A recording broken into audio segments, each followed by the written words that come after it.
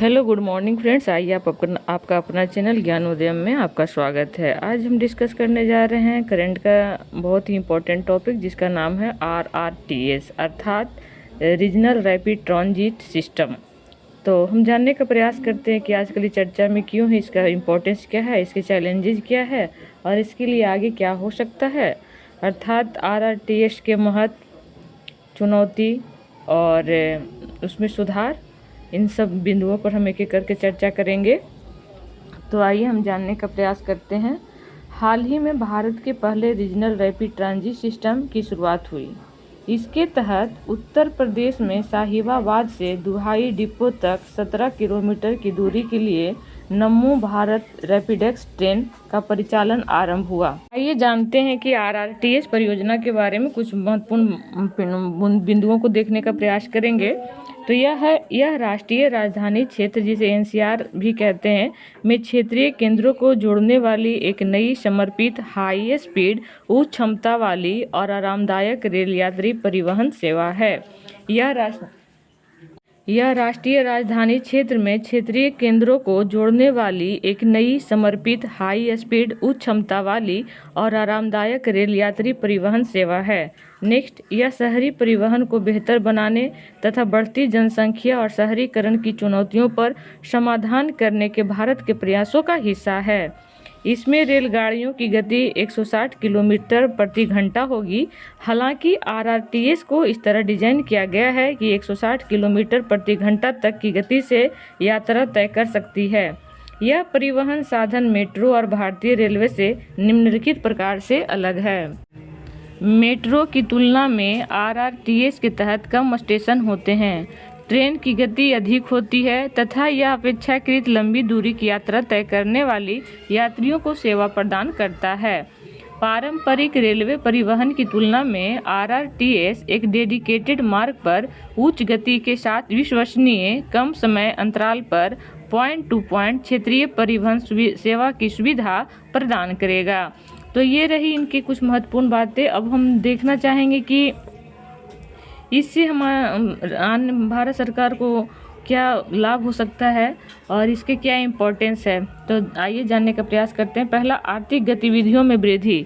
इसके निर्माण से यात्रा के समय में कमी आएगी। इससे क्षेत्र की समग्र आर्थिक उत्पादकता में वृद्धि होगी। दूसरा, संतुलित आर्थिक विकास। बेहतर कनेक्टिविटी से क्षेत्र का गहन आर्थिक एकीकरण होगा। इसके परिणाम स्वरूप अधिक संतुलित आर्थिक विकास होगा। तीसरा, बेहतर पहुंच। आवागमन में तेजी आने से लोगों को अधिक रोजगार के अवसर प्राप्त होंगे तथा स्वास्थ्य देखभाल और शिक्षा के लिए बेहतर सुविधाएं प्राप्त होंगी। चौथा, यात्री किराया और समय की बचत। RRTS में तुलनात्मक रूप से कम किराया होने से यात्रियों के पैसे बचेंगे। खर्च योग्य आमदनी यानी डिस्पोजेबल इनकम में वृद्धि होगी और जीवन की गुणवत्ता में सुधार होगा। नेक्स्ट, कम उत्सर्जन। इस परिवहन साधन से कम कार्बन का उत्सर्जन होगा। चूँकि व्यक्तिगत परिवहन साधन के बदले अधिक संख्या में यात्री इस साधन का उपयोग कर सकेंगे, इसीलिए इसे NCR में प्रदूषण में व्यापक कमी आएगी। पांचवा, सड़क पर भीड़ में कमी। सड़क मार्ग से यात्रा करने वाले बहुत सारे यात्री RRTS के तहत रेल यात्रा को प्राथमिकता देंगे। इससे सड़क पर यातायात की कमी आएगी और पूरे NCR में राजमार्गों पर भीड़ में कमी आएगी। अब इसकी चुनौतियों की बात करते हैं। वित्त पोषण की समस्या। रेलवे नेटवर्क के रखरखाव और संचालन के लिए अधिक मात्रा में अग्रिम निवेश की आवश्यकता होती है। इसमें सार्वजनिक बजट पर बोझ बढ़ जाता है। दूसरा, पर्यावरण से जुड़ी चिंताएं।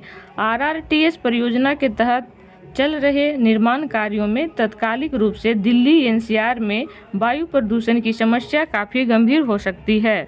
इसके अलावा यह ध्वनि प्रदूषण को बढ़ावा देगा और आसपास के घरों में कंपन का खतरा बढ़ जाएगा। नेक्स्ट, परियोजना के निर्माण में जुड़ी चुनौतियां। RRTS परियोजना के निर्माण चरण में महत्वपूर्ण इंजीनियरिंग चुनौतियां शामिल है। इसमें सुरंग बनाना, पुल निर्माण और रेल लाइनों को मार्ग के अनुरूप सही से बिछाना शामिल है। अब हम जानने का प्रयास करते हैं महत्व और इसके इम्पोर्टेंस बातों के बारे में जानने के बाद अब आगे इसमें क्या जा सकता है। तो भविष्य की राह की बात कर लेते हैं। निर्माण के दौरान उत्पन्न होने वाली धूल के स्तर को कम करने के लिए कास्टिंग यार्ड, कंक्रीट वाली संरचनाएं पर जल पंपों की व्यवस्था की जानी चाहिए।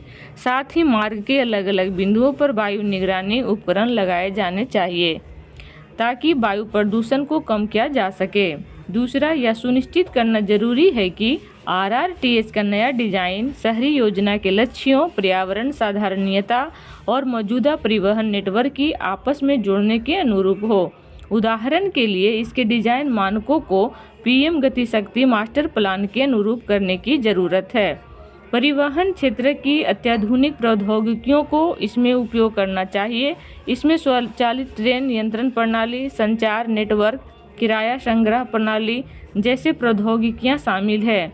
इनमें RRTS के सुचारू और सुविधाजनक संचालन में भी मदद मिलेगी। अब इसके कुछ बात है जो सिनॉप्सिस के रूप में आप लोग समझ सकते हैं, जैसे कि NCRTC के बारे में। इसे केंद्र सरकार तथा दिल्ली, हरियाणा, राजस्थान और उत्तर प्रदेश की एक संयुक्त उद्यम कंपनी के रूप में 2013 में स्थापित किया गया था। यह आवास और शहरी कार्य मंत्रालय के प्रशासनिक नियंत्रण के अधीन है। NCR में रीजनल रैपिड ट्रांजिट सिस्टम परियोजना को लागू करना।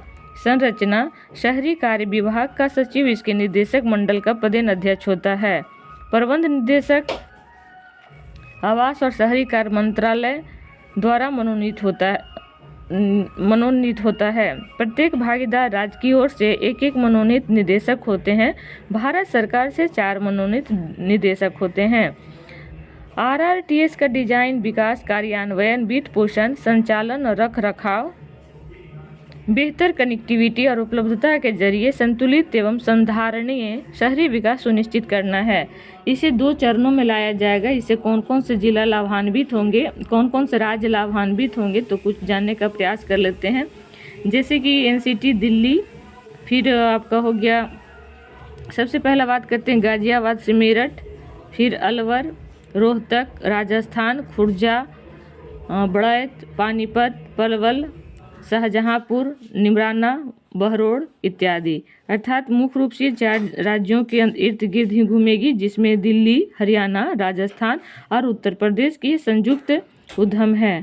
तो यही रहा हमारा RRTS के बारे में महत्वपूर्ण जानकारियाँ। इसी के साथ हम अपने आंसर राइटिंग को यहाँ स्टॉप करते हैं। जय हिंद, जय भारत।